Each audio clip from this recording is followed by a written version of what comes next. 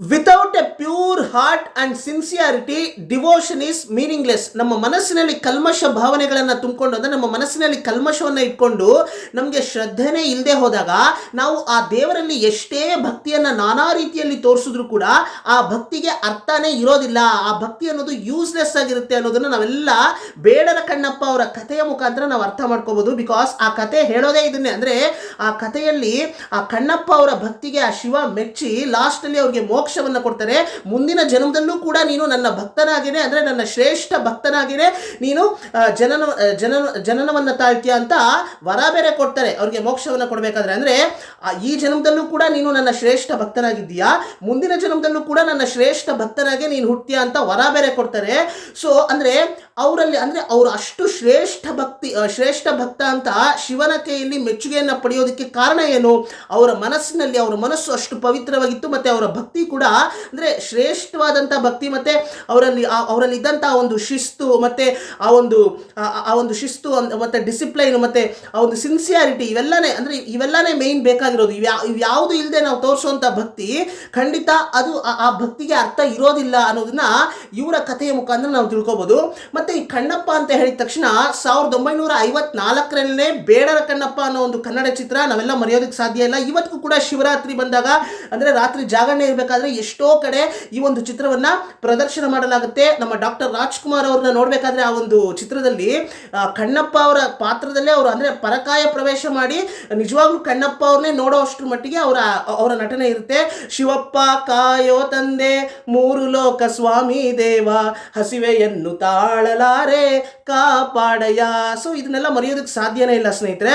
So ಅಂದರೆ ಈಗ ರೀಸೆಂಟಾಗಿ ತೆಲುಗುನಲ್ಲೂ ಕೂಡ ಮತ್ತೆ ಈ ಒಂದು ಕಥೆಯನ್ನು ಮತ್ತೆ ಚಿತ್ರವನ್ನಾಗಿ ಮಾಡಿದ್ದಾರೆ, ಈ ಕಥೆಯನ್ನು ಆಧಾರವಾಗಿ ಇಟ್ಕೊಂಡು. ಸೊ ಆ ಒಂದು ಸಿನಿಮಾ ಬಗ್ಗೆ ಮಾತಾಡೋಕ್ಕೆ ಬಂದಿಲ್ಲ. ಒಂದಷ್ಟು ಹೊಸ ಮಾಹಿತಿಗಳು, ಅಂದರೆ ಈ ಕಣ್ಣಪ್ಪ ಈ ಕಥೆ ಇದ್ರ ಬಗ್ಗೆ ಎಲ್ಲ ನೀವು ಕೇಳಿರ್ತೀರಾ, ಆದರೆ ಒಂದಷ್ಟು ಹೊಸ ಮಾಹಿತಿಗಳನ್ನು, ಇಂಟ್ರೆಸ್ಟಿಂಗ್ ವಿಷಯಗಳನ್ನು ನಿಮಗೆ ಹೇಳೋದಕ್ಕೆ ಬಂದಿದ್ದೀನಿ. ಸೊ ಈ ಕಣ್ಣಪ್ಪ ಅಂತ ಹೆಸರು ಕೇಳಿದ ತಕ್ಷಣ ಅಫ್ಕೋರ್ಸ್ ಈ ಒಂದು ಕಣ್ಣಪ್ಪ ಯಾರು, ಮತ್ತು ಇವರ ಹಿಂದ್ಗಡೆ ಇರ್ತಕ್ಕಂಥ ಕಥೆ ಏನು, ಅಂದರೆ ಆ ಒಂದು ದಂತಕಥೆ ಅಥವಾ ಆ ಫೋಕ್ಲೋರ್, ಆ ಜನಪದ ಕಥೆ ಏನು ಅಂತ ಎಲ್ರಿಗೂ ಗೊತ್ತಿರುತ್ತೆ. ಆದರೆ ಈ ಕಣ್ಣಪ್ಪ ನಿಜವಾಗ್ಲೂ, ಅಂದರೆ ಇವರ ಹುಟ್ಟೂರು ಯಾವುದು, ಇದ್ರ ಬಗ್ಗೆ ಎಲ್ಲ ಒಂದಷ್ಟು ಮಾಹಿತಿಗಳನ್ನು ಹೇಳ್ತೀನಿ. ಸೊ ಇವರ ಜನನ ಎಲ್ಲಾಗುತ್ತೆ ಅಂತಂದರೆ ಇವತ್ತಿನ ಆಂಧ್ರ ಪ್ರದೇಶದ ಸಮೀಪದಲ್ಲಿರ್ತಕ್ಕಂತಹ ಉಟ್ಟುಕೂರು ಅನ್ನೋ ಒಂದು ಊರಿನಲ್ಲಿ, ಅಂದರೆ ಆಂಧ್ರ ಪ್ರದೇಶದ ಸಮೀಪದಲ್ಲಿರ್ತಕ್ಕಂತಹ ಉಟ್ಟುಕೂರು ಅನ್ನೋ ಒಂದು ಊರಿನಲ್ಲಿ ಇವರ ಜನನ ಆಗುತ್ತೆ. ಮತ್ತು ಇವರು ತಮಿಳು ಕುಟುಂಬದಲ್ಲಿ ಹುಟ್ಟುತ್ತಾರೆ. ಸೊ ಅಂದರೆ ಇವರ ಕುಟುಂಬ ತಮಿಳು ಕುಟುಂಬ, ಅಂದರೆ ಇವರ ಮಾತೃಭಾಷೆ ಕೂಡ ತಮಿಳೇ ಆಗಿರುತ್ತೆ, ಅಂದರೆ ಇತಿಹಾಸದಲ್ಲಿ ಅದನ್ನೇ ಹೇಳಿರೋದು. ಸೊ ಮತ್ತು ಇವರು 63 ನಾಯನ್ಮಾರ್ಗಳು ಅಂತ ನೀವೆಲ್ಲ ಕೇಳಿರ್ತೀರ. ಅಂದರೆ ಶೈವ ಸಿದ್ಧಾಂತ ಏನಿದೆ, ಅಂದರೆ ಶೈವಿಸಮ್ ಅಂತ ಏನು ಟ್ರೆಡಿಷನ್ ಇದೆ, ಆ ಟ್ರೆಡಿಷನಲ್ಲಿ 63 ನಾಯನ್ಮಾರ್ಸ್ ಅಂತ ನಿಮ್ಗೆಲ್ರಿಗೂ ಗೊತ್ತಿರುತ್ತೆ.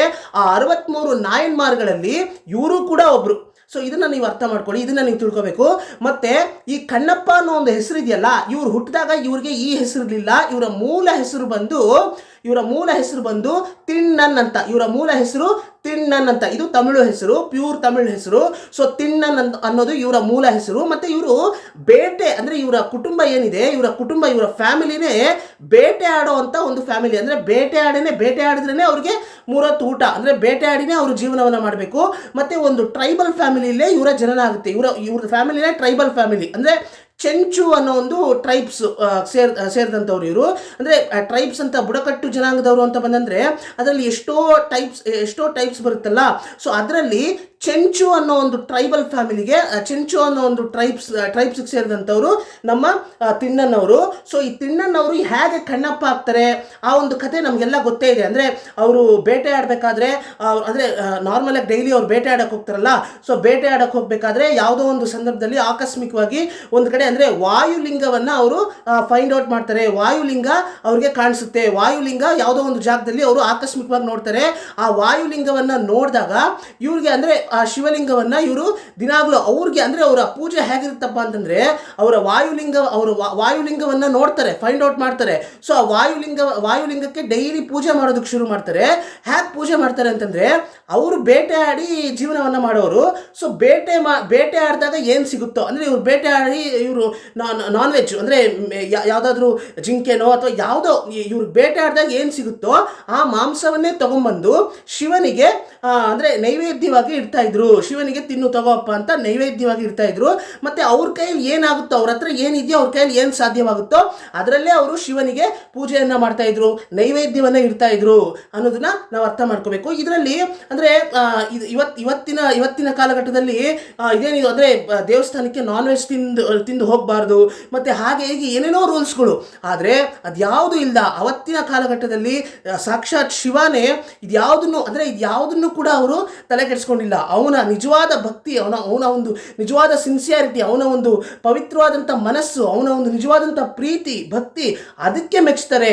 ಅದೇ ನನಗೆ ಅಂದರೆ ಅದು ನಿಜವಾಗ್ಲೂ ಬೇಕಾಗಿರೋದು ಒಂದು ಭಕ್ತನಿಗೆ ಅಂತ ಹೇಳಿ ಅವನು ಏನೇ ನೈವೇದ್ಯವಾಗಿ ಇಟ್ಟರೂ ಕೂಡ ಅದೆಲ್ಲವೂ ಕೂಡ ಶಿವ ಪರಮಾತ್ಮ ಆಗಿನ ಕಾಲಘಟ್ಟದಲ್ಲೇ ಮೆಚ್ಚಿದ್ದಾನೆ, ಒಪ್ಪಿದ್ದಾನೆ. ಇದನ್ನು ನಾವು ಅರ್ಥ ಮಾಡ್ಕೋಬೇಕು.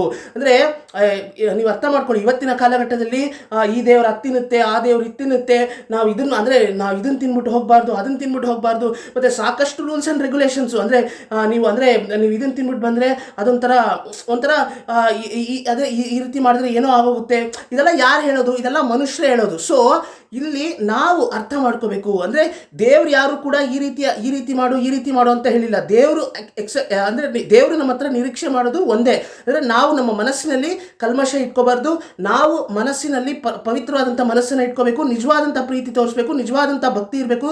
ಮೇಯ್ನಾಗಿ ನಮಗೆ ಆ ಒಂದು ಡಿಸಿಪ್ಲೈನ್ ಇರಬೇಕು, ಶಿಸ್ತಿರಬೇಕು, ಶ್ರದ್ಧೆ ಇರಬೇಕು, ನಿಜವಾದಂಥ ಭಕ್ತಿ ಇರಬೇಕು ಅನ್ನೋದನ್ನೇ ನಿರೀಕ್ಷೆ ಮಾಡೋದು ದೇವರು ನಮ್ಮಲ್ಲಿ. ಸೊ ಇದನ್ನು ನಾವು ಅರ್ಥ ಮಾಡ್ಕೋಬೇಕು.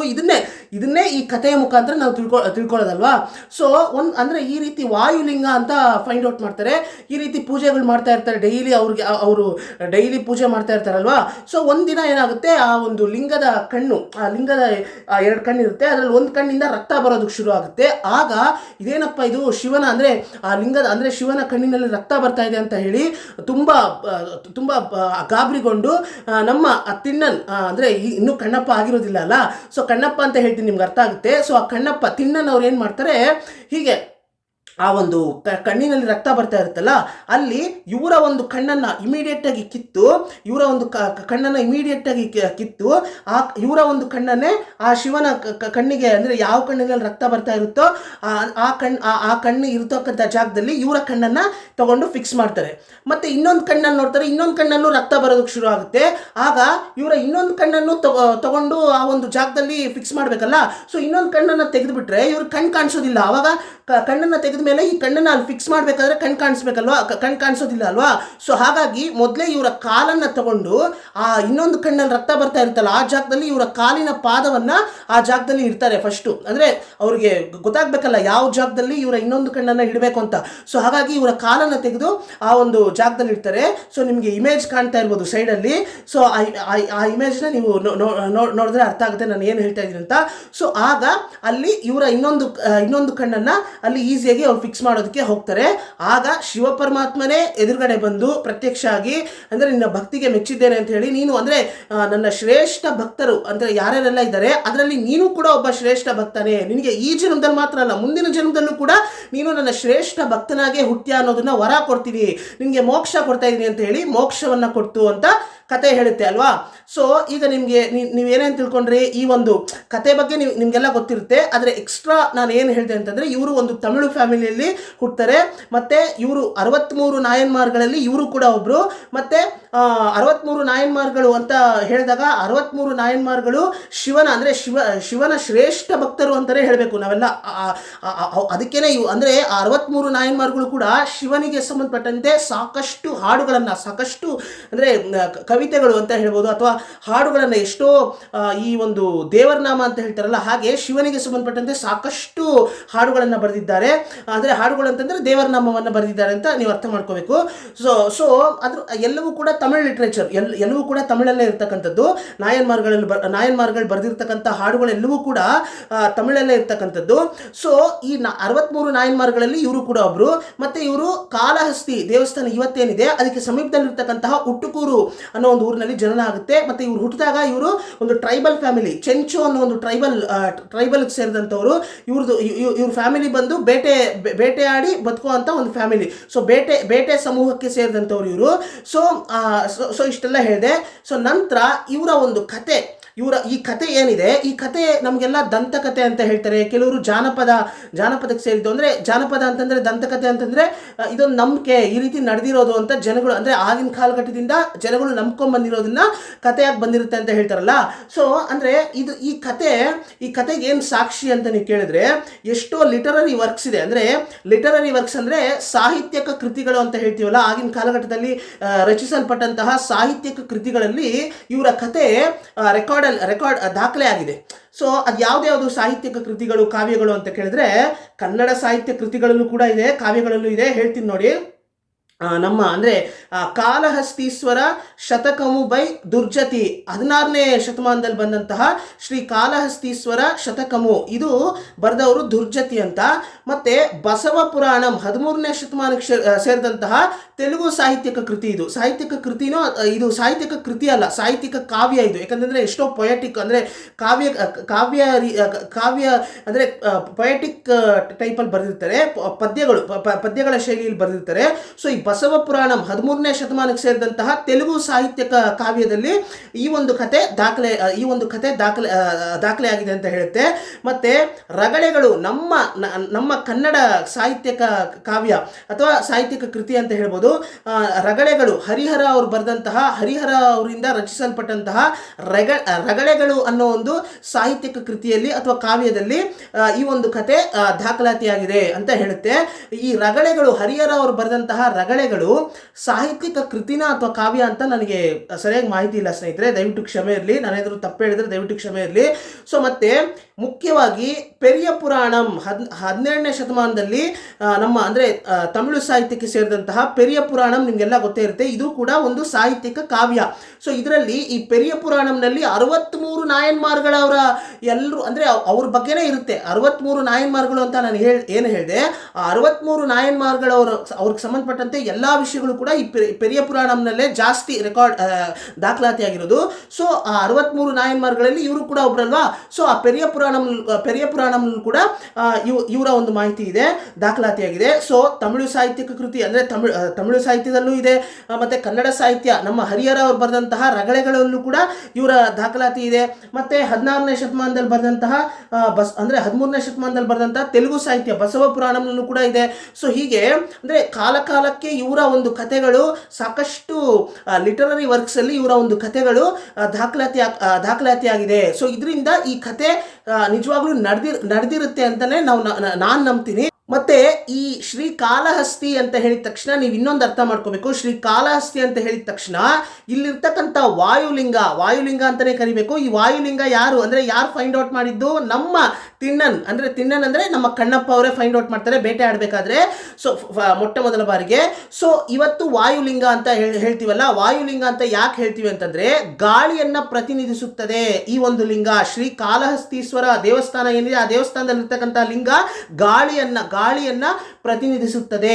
ಸರಿ, ಪಂಚಭೂತಗಳು ಅಂತ ಹೇಳ್ತೀವಲ್ಲ, ಪಂಚಭೂತಗಳು ಅಂತಂದ್ರೆ ಗಾಳಿ, ನೀರು, ಆಕಾಶ, ಬೆಂಕಿ, ಭೂಮಿ ಅಲ್ವಾ. ಸೊ ಈ 5 ಪಂಚಭೂತಗಳು ಇಲ್ಲದೆ ಹೋದ್ರೆ ಮನುಷ್ಯ ಬದುಕೋದಕ್ಕೆ ಸಾಧ್ಯನೇ ಇಲ್ಲ. ಈ 5 ಪಂಚಭೂತಗಳನ್ನ ರೆಪ್ರೆಸೆಂಟ್ ಮಾಡೋ ರೀತಿಯಲ್ಲಿ 5 ದೇವಸ್ಥಾನಗಳು ಆಗಿನ ಕಾಲಘಟ್ಟದಲ್ಲೇ ನಮ್ಮ ಪೂರ್ವಜರು ಕಟ್ಟಿದ್ದಾರೆ. ಇದರಲ್ಲಿ 4 ದೇವಸ್ಥಾನಗಳು ತಮಿಳುನಾಡಿನಲ್ಲೇ ಇದೆ. ಒಂದು ಏಕಾಂಬರೇಶ್ವರರ ದೇವಸ್ಥಾನ ಅಂತ, ಇದು ಬಂದು ಕಾಂಜಿಪುರಂ ತಮಿಳುನಾಡಿನಲ್ಲಿದೆ, ಕಾಂಜಿಪುರಂನಲ್ಲಿದೆ ಈ ಒಂದು ಏಕಾಂಬರೇಶ್ವರ ದೇವಸ್ಥಾನ. ಇದು ಒಂದು ಭೂಮಿಯನ್ನ ಪ್ರತಿನಿಧಿಸುತ್ತದೆ, ಅಂದ್ರೆ ಪೃಥ್ವಿಯನ್ನ ಪ್ರತಿನಿಧಿಸುತ್ತದೆ. ಮತ್ತೆ ಇನ್ನೊಂದು ಯಾವ್ದು, ಜಂಬುಕೇಶ್ವರರ ದೇವಸ್ಥಾನ ಬಂದು ಇದು ಕೂಡ ತಮಿಳುನಾಡಿನ ಇದು ತಿರುವಾನೈಕಾವಲ್, ತಮಿಳುನಾಡಿನಲ್ಲಿ ತಿರುವಾನೈಕಾವಲ್ ಅನ್ನೋ ಒಂದು ಊರಿನಲ್ಲಿದೆ. ಇದು ನೀರನ್ನ ಪ್ರತಿನಿಧಿಸುತ್ತದೆ. ನಂತರ ತಿಲ್ಲೈ ನಟರಾಜರ ದೇವಸ್ಥಾನ, ಚಿದಂಬರಂ ದೇವಸ್ಥಾನ ನಿಮ್ಗೆಲ್ಲ ಗೊತ್ತಿರುತ್ತೆ, ತುಂಬಾ ಪ್ರಸಿದ್ಧಿ ಜನಪ್ರಿಯವಾದಂತಹ ಒಂದು ದೇವಸ್ಥಾನ. ಸೊ ಈ ಚಿದಂಬರಂ ದೇವಸ್ಥಾನ ತಿಲ್ಲೈ ನಟರಾಜರ ಕೋವಿಲ್ ಚಿದಂಬರಂನಲ್ಲಿದೆ, ತಮಿಳುನಾಡಿನ ಚಿದಂಬರಂನಲ್ಲಿದೆ. ಸೊ ಇದು ಆಕಾಶವನ್ನ ಪ್ರತಿನಿಧಿಸುತ್ತದೆ. ನಂತರ ತಿರುವಣ್ಣಾಮಲೈನಲ್ಲಿರ್ತಕ್ಕಂತಹ ಅರುಣಾಚಲೇಶ್ವರ ದೇವಸ್ಥಾನ ಬೆಂಕಿ ಅಂದ್ರೆ ಅಗ್ನಿಯನ್ನ ಪ್ರತಿನಿಧಿಸುತ್ತದೆ. ಸೊ ಹೀಗೆ ಪಂಚಭೂತಗಳನ್ನ ಪ್ರತಿನಿಧಿಸುವ ರೀತಿಯಲ್ಲಿ 5 ಶಿವನ ದೇವಸ್ಥಾನವನ್ನ ನಮ್ಮ ಪೂರ್ವಜರು ಆಗಿನ ಕಾಲಘಟ್ಟದಲ್ಲಿ ನಿರ್ಮಾಣ ಮಾಡಿದ್ದಾರೆ. ಅದರಲ್ಲಿ ಒಂದು ದೇವಸ್ಥಾನ ಮಾತ್ರನೇ ಆಂಧ್ರ ಪ್ರದೇಶದಲ್ಲಿ, ಇವತ್ತಿನ ಆಂಧ್ರ ಪ್ರದೇಶದಲ್ಲಿದೆ. ಆದರೆ ಆಗಿನ ಕಾಲಘಟ್ಟದಲ್ಲಿ ಶ್ರೀ ಕಾಲಹಸ್ತಿ ಈ ಒಂದು ಪ್ರದೇಶ ಎಲ್ಲ ಏನಿದೆ ಇವೆಲ್ಲವೂ ಕೂಡ ಅಂದರೆ ಇಲ್ಲೆಲ್ಲ ಜಾಸ್ತಿ ಹೆಚ್ಚು ತಮಿಳು ಅಂದರೆ ತಮಿಳು ಜನಾಂಗದವರೇ ಇದ್ದರು. ಅಂದರೆ ಇವೆಲ್ಲ ಆಗಿನ ಒಂದು ಕಾಲಘಟ್ಟದಲ್ಲಿ ತಮಿಳು ರಾಜರೇ ರೂಲ್ ಮಾಡ್ತಾ ಇದ್ರು ಅಂತ ಕೂಡ ಹೇಳಲಾಗುತ್ತೆ. ನಂತರ ಅಂದರೆ ಎಲ್ಲ ರಾಜರು ಕೂಡ ರೂಲ್ ಮಾಡಿದ್ರು ಕೂಡ ಹೆಚ್ಚು ಅಂದರೆ ಇಲ್ಲಿ ಶ್ರೀಕಾಳಹಸ್ತಿ ದೇವಸ್ಥಾನಕ್ಕೆ ಹೋದರೆ ಶ್ರೀಕಾಳಹಸ್ತಿ ದೇವಸ್ಥಾನದಲ್ಲಿ ನೀವು ಲಿಟ್ರೇಚರ್ ಅಂದರೆ ಅಲ್ಲಿರ್ತಕ್ಕಂಥ ಇನ್ಸ್ಕ್ರಿಪ್ಷನ್ಸ್ನ ನೀವು ನೋಡಿದ್ರೆ, ಶಾಸನಗಳನ್ನು ನೀವು ನೋಡಿದ್ರೆ ಹೆಚ್ಚು ತಮಿಳು ಶಾಸನಗಳೇ ಇರುತ್ತೆ. ಅಂದರೆ ಮುಖ್ಯವಾಗಿ ನೀವು ತುಂಬ ಒಳಗಡೆ ದೇವಸ್ಥಾನದಲ್ಲಿ ಗರ್ಭಗೃಹ ಏನಿದೆ ಅದಿರ್ತಕ್ಕಂಥ ಜಾಗ ಸುತ್ತಮುತ್ತ ಇರ್ತಕ್ಕಂಥ ಗೋಡೆಗಳನ್ನು ನೀವು ನೋಡಿದಾಗ ಅಲ್ಲಿ ಹೆಚ್ಚು ಇನ್ಸ್ಕ್ರಿಪ್ಷನ್ಸ್ ಬಂದು ತಮಿಳು ಇನ್ಸ್ಕ್ರಿಪ್ಷನ್ಸೇ ಇದೆ. ಹೊರಗಡೆ ಅಂದರೆ ಹೊರಾಂಗಣ ಗೋಡೆಗಳಲ್ಲೆಲ್ಲ ಅಂದರೆ ಕನ್ನಡ ಇನ್ಸ್ಕ್ರಿಪ್ಷನ್ಸು ಇದೆ, at the same time Sanskrit inscriptions ಇದೆ, ತೆಲುಗು ಇನ್ಸ್ಕ್ರಿಪ್ಷನ್ಸು ಇದೆ. ಆದರೆ ಹೆಚ್ಚು ತಮಿಳು ಶಾಸನಗಳೇ ಇಲ್ಲಿ ನಾವು ನೋಡೋದಕ್ಕೆ ಸಾಧ್ಯ ಆಗುತ್ತೆ. ಸೊ ಗೊತ್ತಿಲ್ಲ ಅಂದರೆ ಈ ಒಂದು ಇತಿಹಾಸಕ್ಕೆ ಸಂಬಂಧಪಟ್ಟಂತೆ ಸಾಕಷ್ಟು ವಿಷಯಗಳನ್ನು ಮಾತಾಡ್ತಾ ಹೋಗ್ಬೋದು. ಸೊ ನನಗೆ ತಿಳಿದಿರುವಂಥ ಒಂದಷ್ಟು ವಿಷಯಗಳನ್ನು ನಾನು ನಿಮಗೆ ತಿಳಿಸ್ಕೊಟ್ಟೆ. ಸೊ ಇದನ್ನು ನಾನು ತಿಳಿಸ್ಕೊಡ್ಬೇಕು ಅಂತ ಬಂದೆ ಅಷ್ಟೇ. ಈ ಒಂದು ಕಣ್ಣಪ್ಪ ಅಂತ ಹೇಳಿದ ತಕ್ಷಣ ಇವರ ಕತೆ ನಿಮಗೆಲ್ಲ ಗೊತ್ತಿರುತ್ತೆ. ಆದರೂ ಕೂಡ ನಾನು ಅದ್ರ ಬಗ್ಗೆ ಒಂದು ಸ್ವಲ್ಪ ಮಾಹಿತಿಯನ್ನು ಕೊಟ್ಟು ಅದಕ್ಕೆ ಒಂದು ಎಕ್ಸ್ಟ್ರಾ ಕೆಲವೊಂದು ಇನ್ಫಾರ್ಮೇಷನ್ಸ್ ಏನಿತ್ತು ನಾನು ತಿಳ್ಕೊಂಡಿದ್ದೆ, ಅದ್ರ ಬಗ್ಗೆ ನಾನು ನಿಮಗೆ ತಿಳಿಸ್ಕೊಟ್ಟೆ ಅಷ್ಟೇ. ಸೊ ಕಣ್ಣಪ್ಪ ಅಂತ ಹೇಳಿದ ತಕ್ಷಣ ಅವರ ನಿಜವಾದ ಮೂಲ ಹೆಸರು ತಿಣ್ಣನ್ ಅಂತ, ತಮಿಳು ಹೆಸರು ತಿಣ್ಣನ್ ಅಂತ. ಇವರು 63 ನಾಯನ್ಮಾರ್ಗಳಲ್ಲಿ ಇವರು ಕೂಡ ಒಬ್ರು. ಮತ್ತೆ ಇವರು ತಮಿಳು ಕುಟುಂಬದಲ್ಲಿ ಇವರ ಜನನ ಆಗುತ್ತೆ. ಮತ್ತೆ ಇವರು ಟ್ರೈಬಲ್ ಅಂದ್ರೆ ಚೆಂಚು ಅನ್ನೋ ಒಂದು ಟ್ರೈಬಲ್ ಗ್ರೂಪ್ಗೆ ಸೇರಿದಂತವರು. ಮತ್ತೆ ಇವರು ಬೇಟೆಯ ಸಮೂಹಕ್ಕೆ ಸೇರಿದವರು. ಅಂದ್ರೆ ಇವರು ಬೇಟೆಯಾಡಿ ಜೀವನ ಮಾಡೋದು, ಅಂದ್ರೆ ಆ ಒಂದು ಕುಟುಂಬದಲ್ಲಿ ಇವರ ಜನನ ಆಗುತ್ತೆ. ಸೊ ಇವರು ಕೂಡ ಬೇಟೆ ಆಡೋರೇ ಆಗಿರ್ತಾರೆ. ಸೊ ಆ ಬೇಟೆ ಆಡಬೇಕಾದ್ರೆ ಅಂದ್ರೆ ಇವರ ಕಥೆಯ ಮುಖಾಂತರ ನಾವು ಏನು ತಿಳ್ಕೋಬಹುದು, ಮುಖ್ಯವಾಗಿ ನಾವು ಆ ಶಿವ ಪರಮಾತ್ಮನಲ್ಲಿ ನಾವು ಯಾವ ರೀತಿ ಭಕ್ತಿಯನ್ನು ತೋರಿಸ್ಬೇಕು ಅಂತಂದ್ರೆ, ಅಂದ್ರೆ ಇದನ್ನೇ ಮಾಡು, ಅದನ್ನೇ ಮಾಡು, ಇದನ್ನೇ ಕೊಡಬೇಕು ಅಂತ ಏನು ನಿರೀಕ್ಷೆ ಮಾಡೋದಿಲ್ಲ. ದೇವರು ಯಾವುದೇ ದೇವರಾಗಿರ್ಬೋದು, ಆದರೆ ನಮ್ಮಲ್ಲಿ ನಮ್ಮ ಮನಸ್ಸು ಕಲ್ಮಶ ಇರಬಾರ್ದು. ನಮ್ಮ ಮನಸ್ಸಿನಲ್ಲಿ ಕಲ್ಮಶ ಇಲ್ಲದೆ ನಾವು ಅಂದ್ರೆ ಶ್ರದ್ಧೆಯಿಂದ ನಿಜವಾಗ್ಲೂ ನಮ್ಮ ಸಿನ್ಸಿಯಾರಿಟಿ, ನಮ್ಮ ಡಿಸಿಪ್ಲೈನು, ನಮ್ಮ ಮನಸ್ಸಿನಲ್ಲಿ ಯಾವುದೇ ಕಲ್ಮಶ ಇಲ್ಲದೆ ನಿಜವಾದಂಥ ಪ್ರೀತಿ, ನಿಜವಾದಂಥ ಭಕ್ತಿ, ನಿಜವಾದಂಥ ಶ್ರೇಷ್ಠ ಭಕ್ತಿಯನ್ನು ತೋರಿಸಿದಾಗ ಖಂಡಿತ ಆ ಒಂದು ಶಿವ ಆಗಿರ್ಬೋದು, ಯಾವುದೇ ದೇವರಾಗಿರ್ಬೋದು, ಖಂಡಿತ ನಮ್ಮ ಭಕ್ತಿಯನ್ನು ಮೆಚ್ತಾನೆ. ಅಥವಾ ನೀವು ಆ ರೀತಿ ಮಾಡದೆ ನಿಮ್ಮ ಮನಸ್ಸಿನಲ್ಲಿ ಕಲ್ಮಶವನ್ನು ಇಟ್ಕೊಂಡು ಅಂದರೆ ನೀವು ಆಡಂಬರವಾಗಿ ಏನೇನೋ ಮಾಡ್ತೀನಿ, ದೇವರಿಗೆ ಇದು ಕೊಟ್ಬಿಡ್ತೀನಿ, ಅದು ಕೊಟ್ಬಿಡ್ತೀನಿ, ಏನೇನೋ ಕಾಂಟ್ರಿಬ್ಯೂಟ್ ಮಾಡ್ತೀನಿ, ಏನೇನೋ ಡೊನೇಷನ್ ಕೊಟ್ಬಿಡ್ತೀನಿ ಅಂತ ಮಾಡಿದ್ರೆ ಅದು ಯಾವುದೇ ಅಂದರೆ ಆ ಭಕ್ತಿಗೆ ಅರ್ಥನೇ ಇರೋದಿಲ್ಲ. ಆ ಭಕ್ತಿಗೆ ಖಂಡಿತ ಆ ಭಕ್ತಿಗೆ ಒಂದು ರೀತಿ ಅರ್ಥನೇ ಇರೋದಿಲ್ಲ. ದೇವರು ಕೂಡ ಆ ಭಕ್ತಿಯನ್ನು ಮೆಚ್ಚೋದಿಲ್ಲ ಅನ್ನೋದನ್ನ ಇವರ ಒಂದು ಕಥೆಯ ಮುಖಾಂತರ ನಾವು ತಿಳ್ಕೊಬೋದಾಗಿದೆ. ಸೊ ಇದು ಅಂದರೆ ಈ ಕತೆ ಬಹಳ ಮುಖ್ಯ. ಯಾಕಪ್ಪ ಅಂತಂದರೆ ಈ ಕತೆ ಹೇಳೋದೇ ಇದನ್ನೇ. ಅಂದರೆ ನೀನು ಏನಾದರೂ ಮಾಡು, ಅಂದರೆ ಈ ಮಾದರ ಚೆನ್ನಯ್ಯ ಅನ್ನೋ ಒಂದು ಇತಿಹಾಸ ಕೂಡ ನಾನು ಇದೇ ಯೂಟ್ಯೂಬ್ ಚಾನಲ್ನಲ್ಲಿ ಅಪ್ಲೋಡ್ ಮಾಡಿದ್ದೇನೆ, ದಯವಿಟ್ಟು ನೋಡಿ. ಮಾದರ ಚೆನ್ನಯ್ಯ ಅವರ ಹಿಸ್ಟ್ರಿ ಆ ಒಂದು ವಿಡಿಯೋ ಲಿಂಕನ್ನು ಇದೇ ವಿಡಿಯೋ ಡಿಸ್ಕ್ರಿಪ್ಷನಲ್ಲಿ ಕೊಡಲಾಗಿದೆ. ಮಾದರ ಚೆನ್ನಯ್ಯನಿಗೆ ಹೇಗೆ ಅಂದರೆ ಮಾದರ ಚೆನ್ನಯ್ಯನ ಭಕ್ತಿಯನ್ನು ಮೆಚ್ಚಿ ಹೇಗೆ ಶಿವ ಅವನ ಮನೆಗೆ ಹೋಗಿ ಅವನು ಕೊಟ್ಟಂಥ ಗಂಜಿಯನ್ನು ಕುಡಿದು ಕರಿಕಾಲ ಚೋಳ ಅಷ್ಟು ದೊಡ್ಡ ರಾಜ ದಿನಾಗ್ಲೂ ನೈವೇದ್ಯ ಮಾಡ್ತಾ ಇದ್ದ ಶಿವನ ದೇವಸ್ಥಾನಕ್ಕೆ ಬಂದು ಆ ನೈವೇದ್ಯವನ್ನೇ ಬೇಡ ಅಂತ ಹೇಳಿ ನೀನಿಡುವಂಥ ನೈವೇದ್ಯಕ್ಕಿಂತ ಈ ಮಾದರ ಚೆನ್ನಯ್ಯ ಕೊಡುವಂಥ ಗಂಜಿ ಎಷ್ಟು ಚೆನ್ನಾಗಿದೆ ಗೊತ್ತಾ ಅಂತ ಹೇಳಿದಂಥ ಪ್ರಸಂಗ. ಸೊ ಅವೆಲ್ಲ ನೋಡಿದಾಗ ಅಂದರೆ ನಿಜವಾಗ್ಲೂ ಅಂದರೆ ಎಷ್ಟೋ ಅವೇರ್ನೆಸ್ ಬೇಕಾಗಿದೆ. ಅಂದರೆ ಸಾಕಷ್ಟು ಜನಕ್ಕೆ ಅವೇರ್ನೆಸ್ ಇಲ್ಲ. ಅಂದರೆ ಇದ್ರ ಬಗ್ಗೆ ಎಲ್ಲ ಒಂದು ಅವೇರ್ನೆಸ್ ಇಲ್ಲ. ಕೆಲವರು ಅವೇರ್ನೆಸ್ ಇದ್ದು ಕೂಡ ಇದನ್ನು ಫಾಲೋ ಮಾಡೋದಕ್ಕೆ ಎಲ್ಲೋ ಒಂದು ಕಡೆ ಅವರು ಹಿಂದೇಟಾಗ್ತಾರೆ. ಅಂದರೆ ಫಾಲೋ ಮಾಡೋದಕ್ಕೆ ಮುಂದೆ ಬರೋದಿಲ್ಲ. ಫಾಲೋ ಮಾಡಬೇಕು ಅಂದರೆ ಇದೆಲ್ಲ ಕೂಡ ಸಿಂಪ್ಲಿಸಿಟಿಯನ್ನು ತೋರಿಸುತ್ತೆ. ಅಂದರೆ ನಮ್ಮಲ್ಲಿ ನಿಜವಾದಂಥ ಭಕ್ತಿ ಇರಬೇಕು, ನಿಜವಾದಂಥ ಒಂದು ಆ ಗುಪ್ತಾರಾಧನೆ ಅಂತ ಏನು ಹೇಳ್ತೀವಿ. ಮಾದರ ಚೆನ್ನಯ್ಯ ಗುಪ್ತಾರಾಧನೆ ಅಂದರೆ ಗುಪ್ತಾರಾಧನೆಯಲ್ಲೇ ಶಿವನನ್ನು ಮೆಚ್ಚಿಸ್ತವನು. ಅಂದರೆ ಶಿವ ಮಾದರ ಚೆನ್ನಯ್ಯನ ಗಂಜಿಯನ್ನು ಕುಡಿದು ಆ ಮಾದರ ಚೆನ್ನಯ್ಯನ ಭಕ್ತಿಗೆ ಮೆಚ್ತಾನೆ. ಅಲ್ಲಿ ಕರಿಕಾಲ ಚೋಳ ಅಷ್ಟು ದೊಡ್ಡ ಎಷ್ಟೋ ನೈವೇದ್ಯವನ್ನು ಇಟ್ಟರೂ ಕೂಡ ಅದಕ್ಕಿಂತ ಗಂಜಿಯನ್ನು ಮೆಚ್ತಾರೆ ನಮ್ಮ ಶಿವ ಪರಮಾತ್ಮ. ಮಾದರ ಚೆನ್ನಯ್ಯನ ಮನೆಗೆ ಹೋಗಿ ಗಂಜಿಯನ್ನು ಕುಡಿದು ಮಾದರ ಚೆನ್ನಯ್ಯನ ಭಕ್ತಿಯನ್ನು ಮೆಚ್ತಾರೆ ಅಂತಂದರೆ ನಂತರ ಮಾದರ ಚೆನ್ನಯ್ಯನ ಮನೆಗೆ ಕರಿಕಾಲ ಚೋಳನು ಕೂಡ ಬರ್ತಾನೆ. ಸೊ ಇವೆಲ್ಲ ಅಂದರೆ ಈ ಕಥೆ ಬಗ್ಗೆ ಭಾಳ ಡೀಟೇಲ್ ಆಗಿ ನಾನು ಆ ಒಂದು ಮಾದರ ಚೆನ್ನಯ್ಯ ಹಿಸ್ಟ್ರಿ ವಿಡಿಯೋ ಏನಿದೆ ಆ ವಿಡಿಯೋದಲ್ಲಿ ಹೇಳಿರ್ತೀನಿ. ಆ ವಿಡಿಯೋ ಲಿಂಕನ್ನು ಇದೇ ವಿಡಿಯೋ ಡಿಸ್ಕ್ರಿಪ್ಷನಲ್ಲಿ ಕೊಡಲಾಗಿದೆ, ದಯವಿಟ್ಟು ನೋಡಿ ಆ ವಿಡಿಯೋನ. ಮತ್ತು ಇದನ್ನ ನಾನು ಹೇಳಬೇಕು ಅಂದ್ಕೊಂಡೆ. ಸೊ ದೇವರಲ್ಲಿ ಇವತ್ತಿನ ಕಾಲಘಟ್ಟದಲ್ಲಿ ದೇವರ ಬಗ್ಗೆ ಸಾಕಷ್ಟು ಜನ ಹೀಗೆ ಅಂತ ಎಲ್ಲರೂ ಮಾತಾಡ್ತಾರೆ. ಅದು ಇದು ರೂಲ್ಸ್ ಆ್ಯಂಡ್ ರೆಗ್ಯುಲೇಷನ್ಸ್ ಎಲ್ಲ ಹೇಳೋದು ಯಾರು? ಮನುಷ್ಯರೇ. ಸೊ ಇದನ್ನು ನಾವು ಅರ್ಥ ಮಾಡ್ಕೋಬೇಕು, ಮನುಷ್ಯರೇ ಹೇಳೋದು. ಸೊ ನಾವು ನಮ್ಮ ನಾಲೆಜ್ ಅಂದರೆ ನಮಗೆ ಯಾವುದು ಸರಿ ಅನಿಸುತ್ತೆ, ಇವ್ರು ಹೇಳ್ತಾರೆ ಅಂತಂದರೆ ಇದು ಸರಿನಾ ತಪ್ಪ ಅಂತ ನಾವು ಯೋಚನೆ ಮಾಡಬೇಕು. ಯಾರೋ ಒಬ್ಬ ಸ್ವಾಮೀಜಿನೋ ಅಥವಾ ಇನ್ಯಾರೋ ಒಬ್ಬ ಪಂಡಿತನೋ ಬಂದು ಹೇಳ್ತಾನೆ ಅಂತಂದರೆ ಬಂದರೆ ಯಾರಾದರೂ ಹೇಳಿರಲಿ ಅದು ಸರಿನಾ ತಪ್ಪ ಅಂತ ನಾವು ಯೋಚನೆ ಮಾಡಬೇಕು ಅಂತ ನಾವು ಅರ್ಥ ಮಾಡ್ಕೋಬೇಕು. ಸೊ ಇದನ್ನ ನಾನು ಹೇಳಬೇಕು ಅಂದ್ಕೊಂಡೆ. ಸೊ ಎಲ್ಲವೂ ಕೂಡ ಒಂದು ರೀತಿಯಲ್ಲಿ ಒಂದು ರ್ಯಾಷನಲಿಸ್ಟ್ ಆಗಿ ನಾವು ಥಿಂಕ್ ಮಾಡಬೇಕಲ್ವಾ, ಲಾಜಿಕ್ ಥಿಂಕ್ ಮಾಡಬೇಕಲ್ವಾ. ಸೊ ಹಾಗೆ ಅಂದರೆ ಆ ಭಕ್ತಿ ಅನ್ನೋದು ಕೂಡ ಲಾಜಿಕ್ಗೆ ನಾವು ಥಿಂಕ್ ಮಾಡಬೇಕು. ಯಾವುದು ಕೂಡ ಸುಮ್ಮನೆ ಬ್ಲೈಂಡಾಗಿ ನಾವು ಯಾವುದು ಬಿಲೀವ್ ಮಾಡಬಾರ್ದು, ಬ್ಲೈಂಡಾಗಿ ನಾವು ಅಂಧ ಭಕ್ತರಾಗಬಾರ್ದು ಅನ್ನೋದನ್ನ ನಾವು ಅರ್ಥ ಮಾಡ್ಕೋಬೇಕು. ಸೊ ಇದನ್ನ ನಾನು ಹೇಳಬೇಕು ಅಂದ್ಕೊಂಡೆ. ಇದೇ ರೀತಿ ಒಳ್ಳೊಳ್ಳೆ ವಿಷಯಗಳನ್ನು ಮಾತಾಡೋಣ. ಪಾಸಿಟಿವ್ ಆಗಿರಿ, ಕಂಟಿನ್ಯೂಸ್ಲಿ ನಾಲೆಜನ್ನು ಗೇನ್ ಮಾಡ್ತಾ ಇರಿ ಅಂತ ಹೇಳ್ತಾ ಎಲ್ರಿಗೂ ನಮಸ್ಕಾರ ಸ್ನೇಹಿತರೆ.